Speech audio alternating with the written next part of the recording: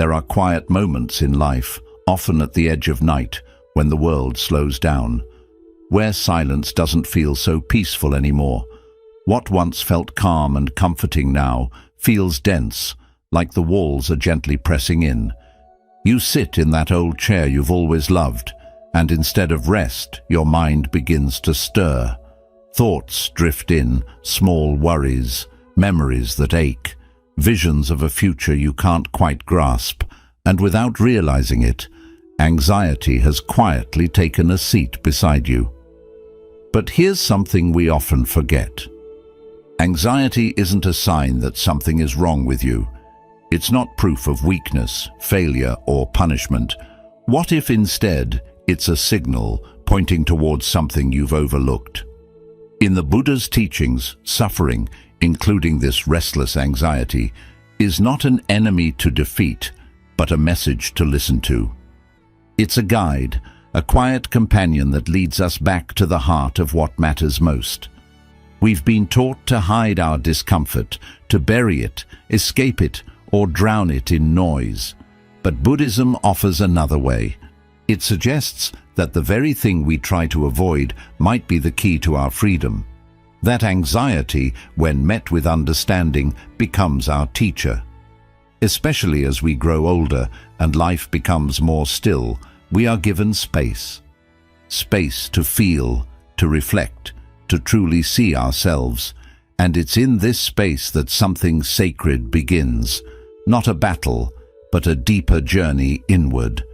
So today, let's look at one gentle truth, an ancient insight from Buddhist wisdom. It won't make anxiety disappear, but it can change how we relate to it.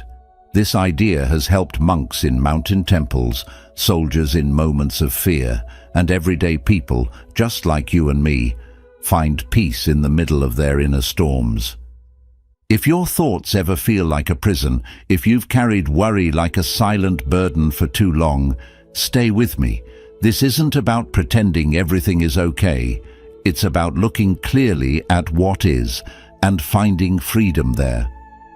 Because you are not broken, you are not alone. You are simply being invited to see your anxiety in a new way. Let's begin by turning toward it, not away. By sitting with it gently and seeing what it has to teach us. 1. The root of anxiety. Attachment and aversion. Anxiety doesn't just appear out of nowhere. It has roots, quiet, deep, and often unseen. In Buddhist wisdom, these roots have two names: attachment and aversion. These aren't just concepts, they're habits of the heart. As we go through life, especially as we grow older, these habits become more noticeable.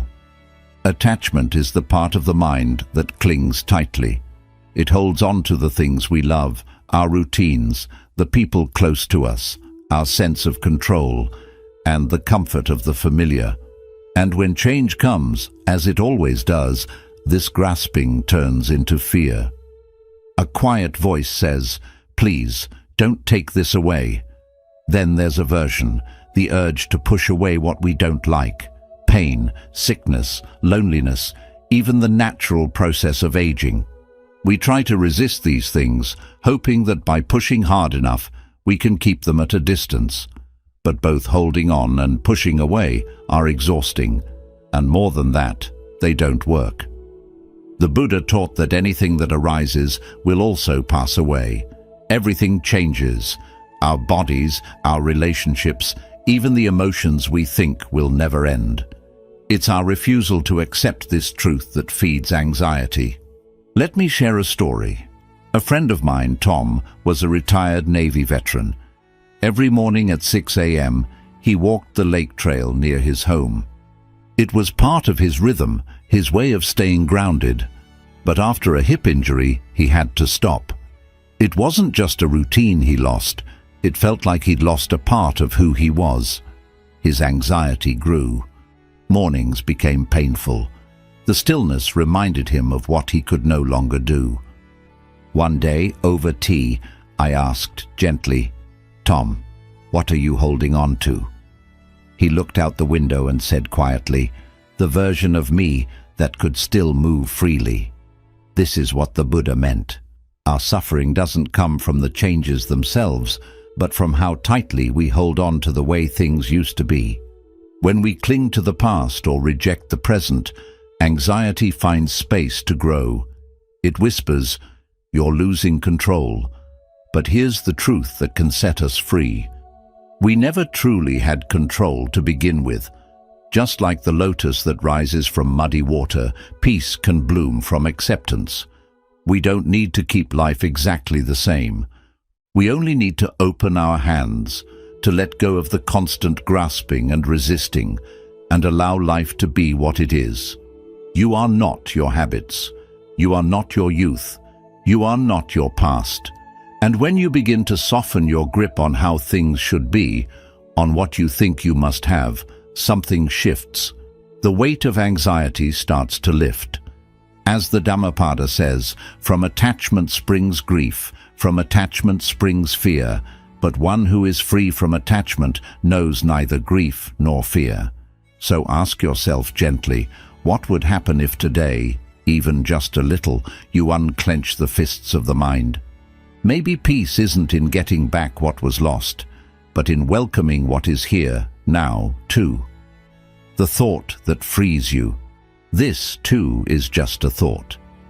There comes a moment in life, maybe during a quiet night or in the middle of a busy day, when a thought slips in without warning and settles heavy on the heart.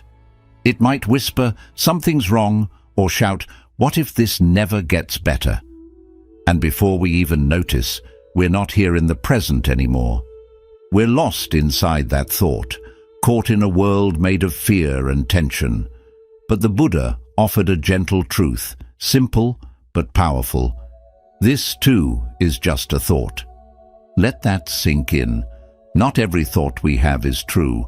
Not every thought deserves our trust. Some come from old fears. Some are patterns we've carried for years. Others are just the mind doing what it always does, trying to protect, trying to prepare. But a thought, even a strong one, is not a fact. It's just a cloud passing through the sky of the mind. There's a saying from a wise monk, "Don't believe everything you think." Even the thoughts that feel urgent and serious are often just ripples on the surface. When we learn to watch them without grabbing hold, we begin to feel something surprising. Space, calm, clarity. So much of anxiety starts with just one thought, and that thought grows only when we treat it as truth, without question. Let me tell you about Marlene, a 76-year-old woman adjusting to life after her husband passed. She lived alone, and in the quiet, fears started creeping in. What if I fall?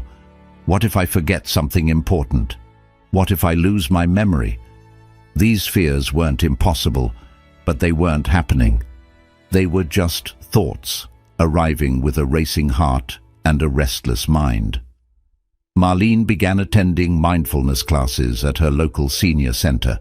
One day, her teacher asked the group to write down this sentence: "This thought is not me, it is just a thought."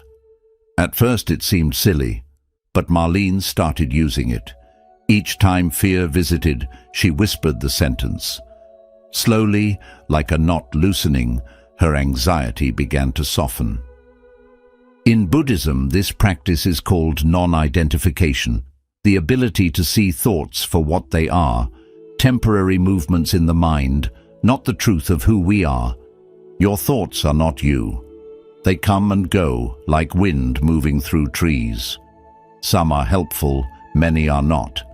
But none of them define your true self. The practice isn't to fight anxious thoughts or feel bad for having them. The practice is to notice them, to gently say, "Ah, there you are, thought, I see you. But you are not reality, and you are not in control." This may seem small, but it changes everything. You shift from being inside the storm to quietly standing beside it. As the great teacher Ajahn Chah once said, "If you let go a little, you'll have a little peace. If you let go a lot, you'll have a lot of peace. If you let go completely, you'll be free." So next time anxiety rises, try this.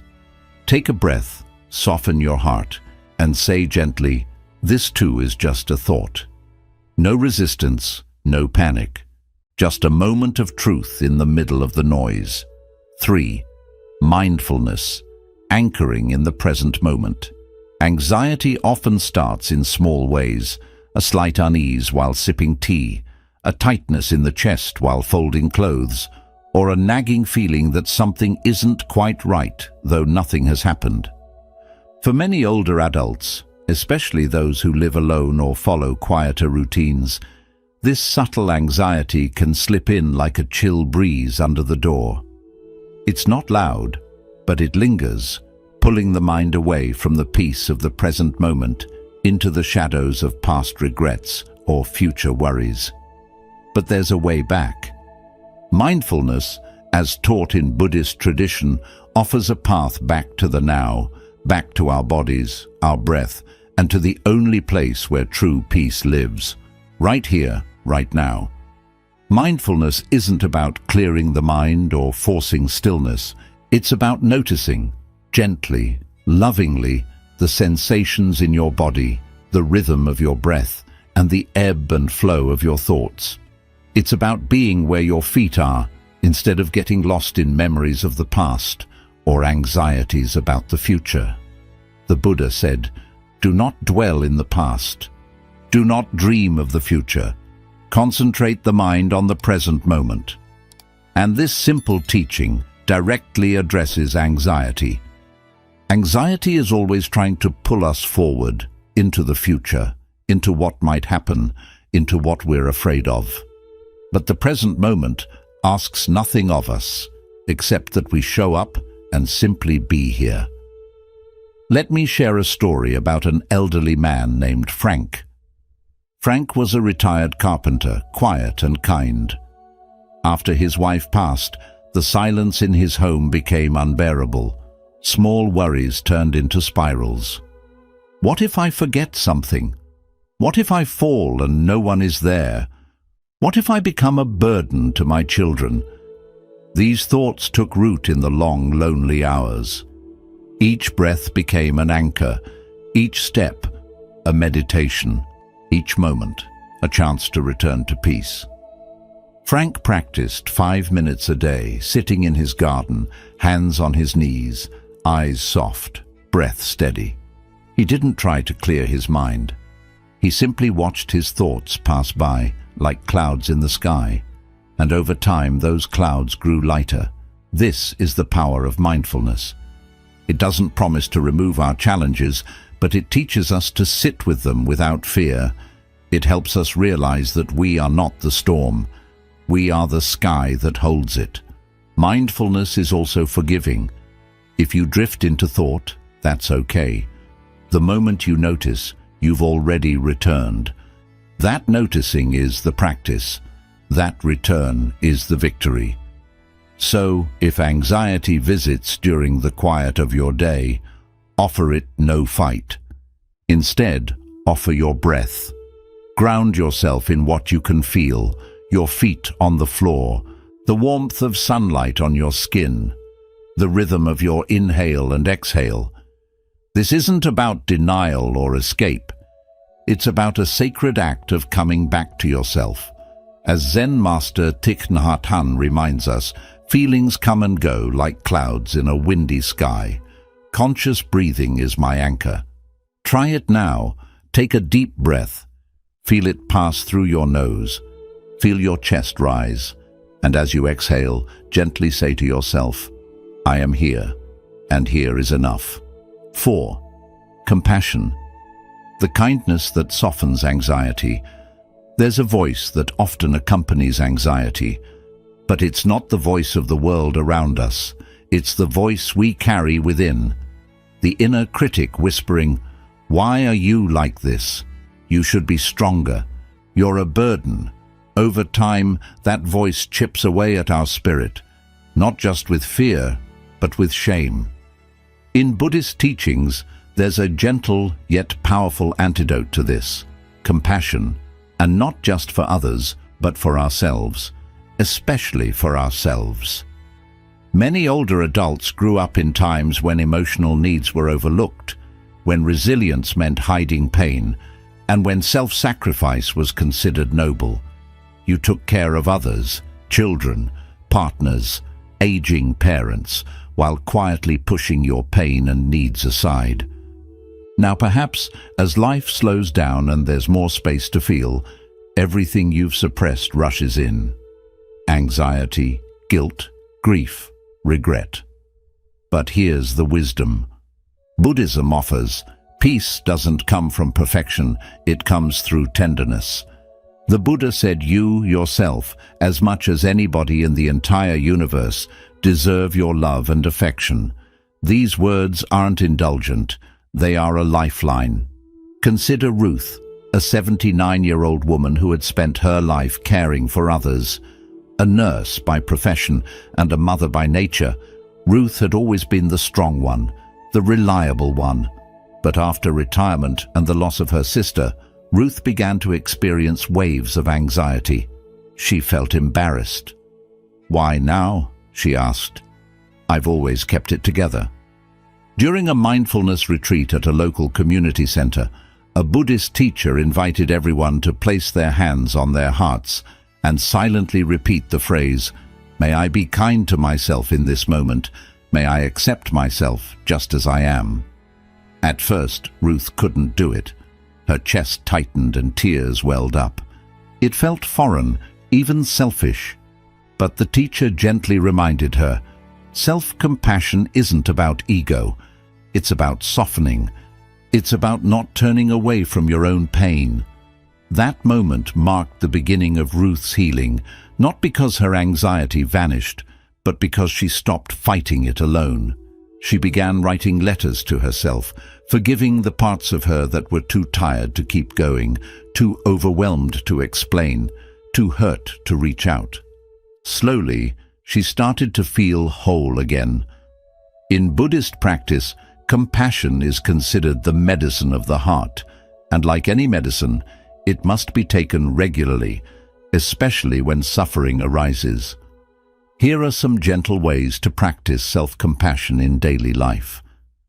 Speak kindly to yourself, especially when you feel afraid or anxious. Replace "what's wrong with me" with "this is hard and I'm doing the best I can." Place your hand over your heart during anxious moments.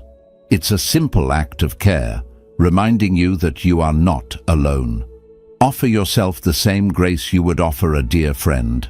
If you wouldn't say it to them, don't say it to yourself. Acknowledge your efforts. You've survived so much. You're still learning. That matters. Compassion doesn't fix everything, but it transforms the way we move through everything. It changes anxiety from something that feels like a prison into a path that walks alongside your pain, rather than fighting against it. Thich Nhat Hanh said, "When you love someone, the best thing you can offer is your presence. How can you love if you are not there?" The same is true for ourselves. If we aren't present for our own pain, who will be? So the next time anxiety comes knocking, meet it with kindness. Offer it a cup of tea. Sit beside it. Ask what it needs, not so you can fix it, but so you can hold it gently, like a child who's frightened in the dark. Sometimes all our inner world needs is to know that someone is still listening. 5. The thought that destroys anxiety. This is not mine. This is not me. This is not who I am. There are moments, often quiet and piercing, when anxiety wraps itself around us so tightly that we start to believe it defines us.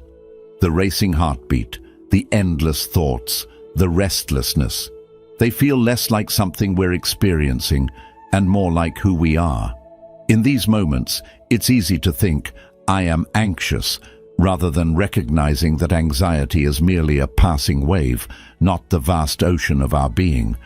But over 2,500 years ago, the Buddha shared a profound teaching that offers a way to free ourselves from this suffering.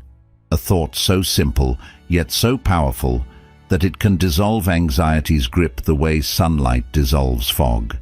That thought is, This is not mine. This is not me. This is not who I am. This phrase isn't about denial. It's about liberation. It doesn't resist anxiety. Instead, it gently lets go of the false belief that we are our suffering. The Buddha's teachings on non-self, as described in the Anatta Lakkhana Sutra, remind us that we are not the thoughts, feelings, or sensations that pass through us. Just as the sky is not the storm, we are not our anxiety. When we cling to fear, thinking it is part of our identity, it gains power. But when we tell ourselves, "This is not me," we reconnect with our true nature, vast, peaceful, and unbound. Let me share the story of Walter, an 82-year-old widower who had been struggling with anxiety ever since his wife passed away. He described it as a gnawing feeling in his chest, a sense of dread he couldn't pinpoint. It would come and go, but when it arrived, it consumed him. "It feels like I'm disappearing into the fear," he once said. One afternoon at a local mindfulness group, the instructor led a meditation based on the Buddha's teaching of non-identification. She guided the group through waves of sensations and emotions, softly repeating the words, "This is not mine. This is not me. This is not who I am." Walter sat quietly, hand over heart, silently repeating these words in his mind. As the tension in his chest began to loosen, something shifted within him, not all at once, but enough for him to take a deeper breath. In the weeks that followed, Walter practiced this teaching daily. When anxiety would appear, instead of fighting it or succumbing to it, he would acknowledge it gently. "Ah, here it is again," he'd think. Then he'd breathe deeply and remind himself, "This too shall pass. This is not who I am." Each time, the storm of anxiety became a little less intense. The beauty of this teaching is that it doesn't promise to make anxiety disappear. Instead, it offers freedom within it. The Buddha didn't say we wouldn't face fear or sorrow. What he showed us was how to stop suffering unnecessarily because of them. Let's break the phrase down. This is not mine. This means we don't claim ownership over the emotion. It's not ours to defend or hold on to. It's simply something arising, like a wave on the ocean. This is not me. This points to the deepest truth. We are not defined by our emotions. We are the observer, not the turbulence. We are not broken or flawed. We are the awareness watching everything unfold. This is not who I am. Our identity is not shaped by fear, anxiety, or sorrow. Beneath it all lies our true nature, still compassionate and steady. The next time anxiety knocks at your door, pause and say to yourself, "This is not mine. This is not me. This is not who I am." You may notice something remarkable.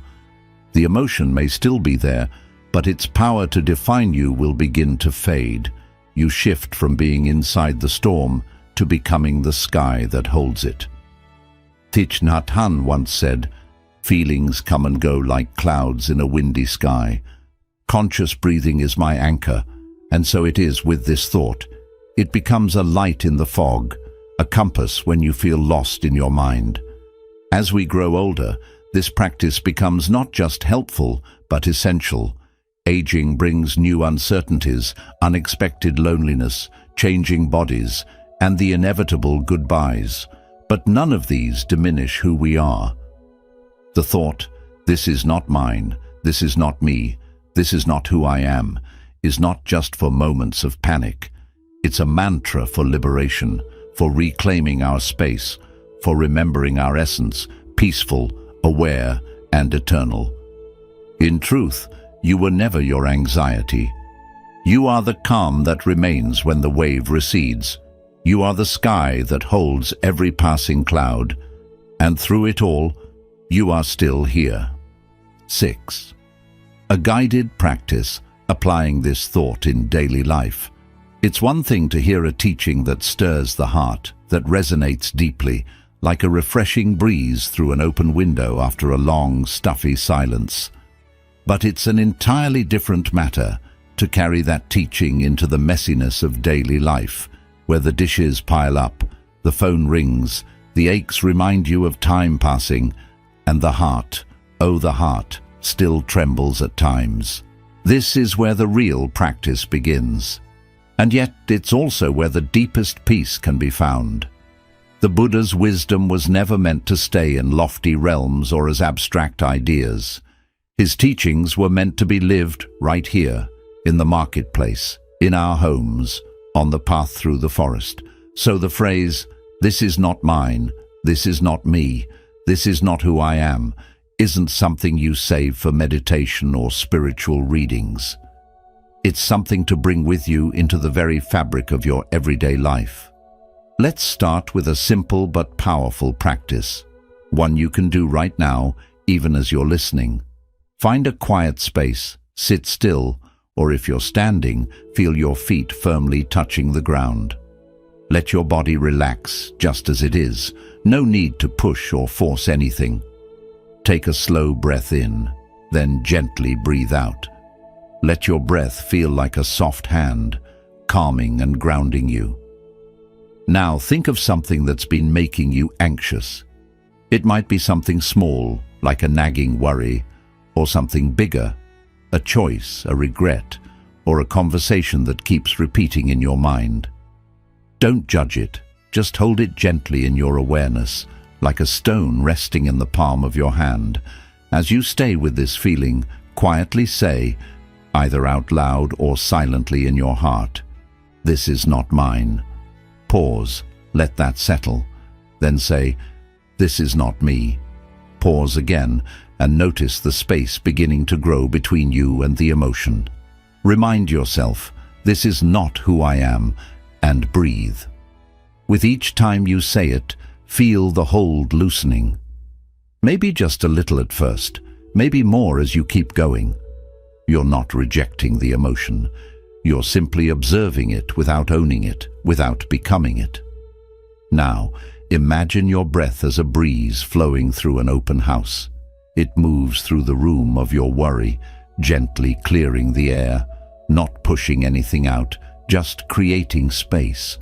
The walls of the house remain strong and still.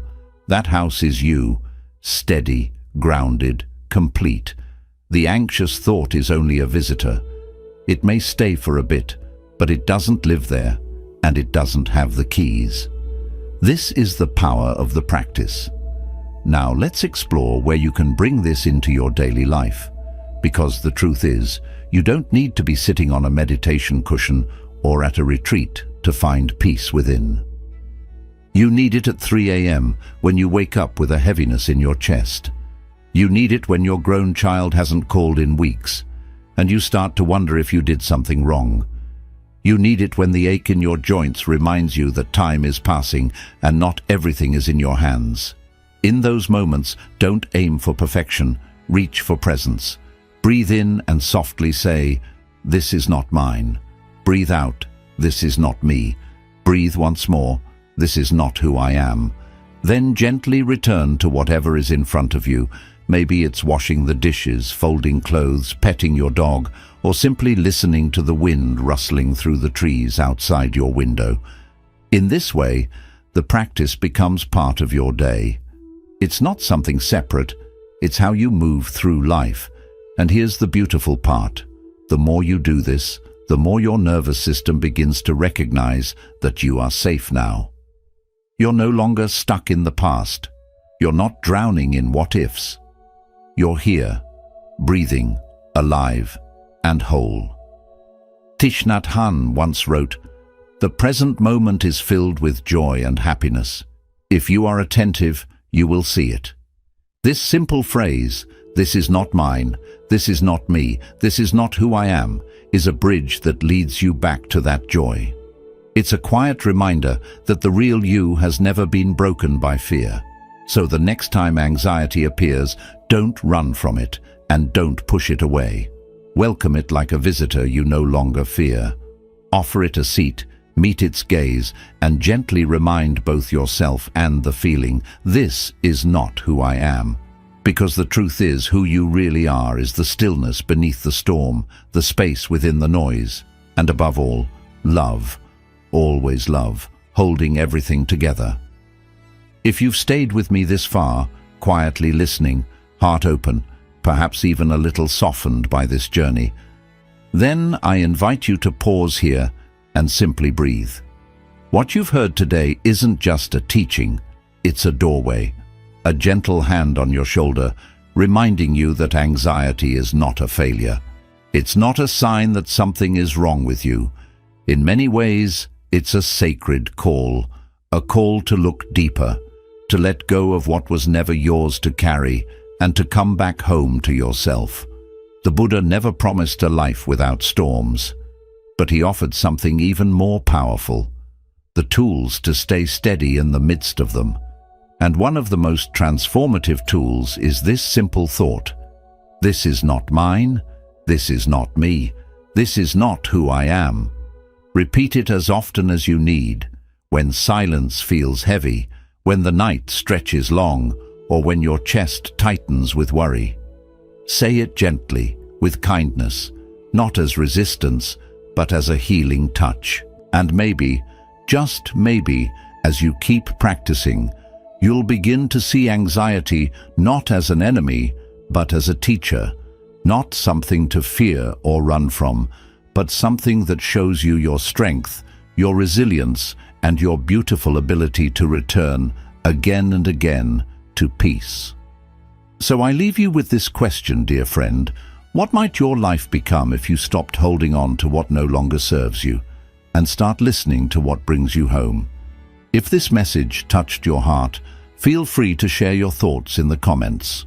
Your voice, your story, might be the light someone else needs tonight. And if you'd like more reflections like this, rooted in Buddhist wisdom and spoken directly to the soul, don't forget to subscribe to our channel. You'll always be welcome here. Until next time, breathe deeply, walk gently, and remember, who you truly are has never been broken, just waiting to be remembered.